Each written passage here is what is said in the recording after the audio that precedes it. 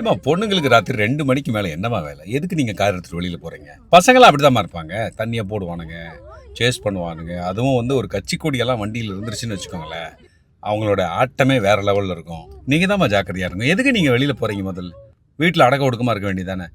இந்த மாதிரி எவனாவது பேசிட்டு வந்தானா அவன் செருப்பையே கழட்டி அவனை 4 தடவை அடிக்கலாம். ஒவ்வொரு தடவையும் இந்த மாதிரி ஒரு பிரச்சனைன்னு வரும்போது பொண்ணுங்க போய் கம்ப்ளைண்ட் பண்ணும்போது ஏமா ராத்திரியில் வெளியில் வரீங்கன்னு ஒரு கேள்வி கேட்குறமே, நம்மளுக்கு அசிங்கமாக இல்லை? ஒழுக்கத்துக்கும் கல்ச்சருக்கும் பொண்ணுங்களுக்கு மட்டும்தான் பொறுப்பு இருக்குது. பசங்க வந்து எந்த கேவலமான விஷயம் வேணாலும் பண்ணலாம் அப்படின்னு ஒரு எண்ணம் இருக்குது பாருங்க.